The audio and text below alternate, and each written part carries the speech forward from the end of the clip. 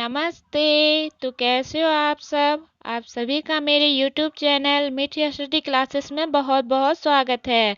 तो आज हम अर्धनारीश्वर चैप्टर का 5 नंबर से आगे वाला क्वेश्चन देखेंगे, क्योंकि 1 से लेके 5 नंबर तक का क्वेश्चन इससे पहले वाला वीडियो में देख चुके हैं। तो जो इससे पहले वाला वीडियो नहीं देखे हैं वो जल्दी से देख लीजिए, ताकि ये सारा क्वेश्चन भी आसानी से समझ में आ जाए। पर का प्रश्न, स्त्री को अहेरिन, नागिन और जादूगरनी कहने के पीछे क्या मंशा होती है? क्या यह उचित है? तो इसका उत्तर हो जाएगा, स्त्री को अहेरिन, नागिन और जादूगरनी कहने के पीछे उनकी मंशा अवहेलना करना है। इनकी इजाद इसलिए पुरुष करता है क्योंकि उनसे उसे अपनी दुर्बलता अथवा कल्पित श्रेष्ठता को दुलारने में सहायता मिलती है। यह जरूरी नहीं है कि यह विकार दोनों में है। नाग और जादूगर के गुण भी नारी में कम, पुरुष में अधिक होते हैं, एवं आखिर तो मुख्यतः पुरुष का ही स्वभाव है। अतः स्त्री को इस तरह निकृष्ट उपाधियों से विभूषित करना उचित नहीं है। तो इसमें कहना चाह रहे हैं कवि, क्या स्त्री को जो दुलारा पुचकारा जाता है, ये सब बस उसको कमजोर करने के लिए किया जाता है। नाक का गुण भी ज्यादातर पुरुष में ही होता है, क्योंकि पुरुष ही क्या होते हैं, गुस्सेला टाइप का होते हैं, जिसके कारण उसी में नाक का गुण दिखता है। तो स्त्री को जो बोला जाता है नागी, तो ये सरासर गलत है। 7 नंबर का प्रश्न, नारी की पराधीनता कब से आरंभ हुई? तो इसका उत्तर हो जाएगा, जब मानव जाति ने कृषि का आविष्कार किया तो नारी घर में और पुरुष बाहर रहने लगा। यहाँ से जिंदगी 2 टुकड़ों में बट गई।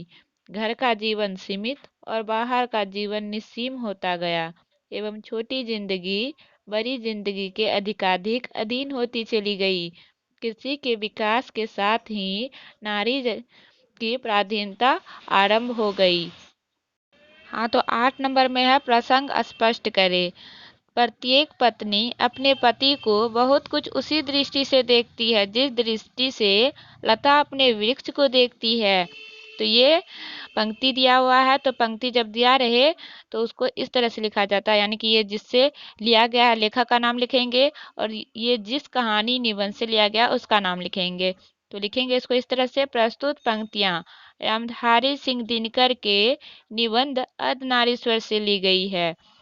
तो इसमें अब क्या बोल रहे हैं कवि, उसको लिखेंगे। प्रस्तुत पंक्तियों में कवि यह कहना चाहते हैं कि जिस तरह वृक्ष के अधीन उसकी लताएं फलती फूलती है, उसी तरह पत्नी भी पुरुष के अधीन है। यानी कि पेड़ में जो लता सब लपटा हुआ होता है, तो वो बिना किसी के सहारे का लता नहीं रह सकता है। इसीलिए इसमें बोल रहा है, उसी तरह पत्नी भी पुरुषों के अधीन है, वह पुरुष के पराधीन है। इस कारण नारी का अस्तित्व ही संकट में पड़ गया। उसके सुख और दुख, प्रतिष्ठा और अप्रतिष्ठा, यहाँ तक कि जीवन और मरण भी पुरुष की मर्जी पर हो गए। उसका सारा मूल्य इस बात पर जा ठहरा कि पुरुषों की इच्छा पर वह है। वृक्ष की लताएं वृक्ष के चाहने पर ही अपना पर फैलाती है। उसी प्रकार स्त्री ने भी अपने को आर्थिक पंगु मानकर पुरुषों के अधीनता स्वीकार कर ली, और यह कहने को विवश हो गई कि पुरुष के अस्तित्व के कारण ही मेरा अस्तित्व है। इस परवस्था के कारण उसकी सहज दृष्टि भी छिन्न हो गई, जिससे यह समझती कि वह नारी है, उसका अस्तित्व है। यह सोची समझी साजिश के तहत पुरुषों द्वारा वह पंगु बना दी गई। इसलिए वह सोचती है कि मेरा पति मेरा कर्णधार है, मेरी नैया वही पार करा सकता है, मेरा अस्तित्व उसके होने के कारण को लेकर है। वृक्ष लता को अपनी जड़ों से खींचकर उसे बढ़ने का मौका देता है और कभी दमन भी करता है। इसी तरह एक पत्नी भी उसी दृष्टि से अपने पति को देखती है। 8 का ख नंबर, जिस पुरुष में नारीत्व नहीं अपूर्ण है। तो ये भी पंक्ति दिया हुआ है, तो पंक्ति को उसी तरह लिखते हैं, लेखक का नाम और जिससे लिया गया है। तो प्रस्तुत पंक्तियां रामधारी सिंह दिनकर के निबंध अर्धनारीश्वर से ली गई है। निबंधकार दिनकर जी कहते हैं कि नारी में दया, माया, सहिष्णुता और भीरुता जैसे स्त्रीयोचित गुण होते हैं। इन गुणों के कारण नारी विनाश से बची रहती है। दया के कारण देवी कहलाती है। भीरुता के कारण अनावश्यक विनाश से बच जाती है। यदि इन गुणों को पुरुष अंगीकार कर ले तो पुरुष के पौरुष में कोई दोष नहीं आता और पुरुष नारीत्व से पूर्ण हो जाता है। इसलिए निबंधकार अर्धनारीश्वर की कल्पना करता है, जिसमें पुरुष स्त्री का गुण और स्त्री पुरुष का गुण लेकर महान बन सके। प्रकृति ने नर नारी को समान बनाया है, पर गुणों में अंतर है। अतः निबंध का नारीत्व के लिए एक महान पुरुष गांधी जी का हवाला देता है कि गांधी जी ने अंतिम दिनों में नारीत्व की साधना की थी। 9 नंबर का प्रश्न, जिसे भी पुरुष अपना कर्म क्षेत्र मानता है वह नारी का भी कर्म क्षेत्र है, कैसे? इस प्रश्न में कवि कहना चाह रहे हैं कि जहाँ पे पुरुष लोग काम करते हैं वहाँ पे स्त्री लोग भी काम कर सकती है, उसका भी उतना ही अधिकार है। तो कैसे, तो उसको बताना है। हाँ, तो इसका उत्तर हो जाएगा, इस संसार में नर और नारी दोनों का जीवन उद्देश्य एक है, परंतु पुरुषों में अन्याय से अपने उद्देश्य की सिद्धि के लिए मनमाने विस्तार का क्षेत्र अधिकृत कर लिया है। जीवन की प्रत्येक बड़ी घटना आज केवल पुरुष प्रवृत्ति से संचालित होती हुई दिखाई देती है, यानी कि कोई भी बड़ा चीज काम करने का हो तो पुरुष ही करता है, इसलिए उसमें कर्कशता अधिक और कोमलता कम दिखाई देती है। यदि इस नियंत्रण और संचालन में नारियों का हाथ हो तो मानवीय संबंधों में कोमलता की वृद्धि अवश्य होगी।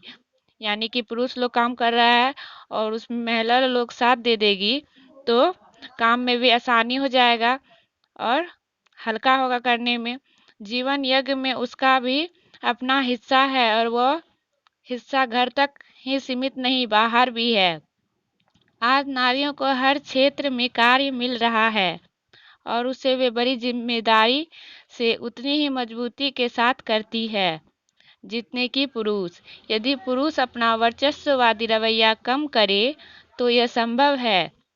इस प्रकृति के द्वारा इनमें कोई विभेद नहीं किया गया है, तो हम कौन होते हैं उनका विभेद करने वाले। अतः पुरुष जिसे अपना कर्म क्षेत्र मानता है वह नारियों का भी कर्म क्षेत्र है।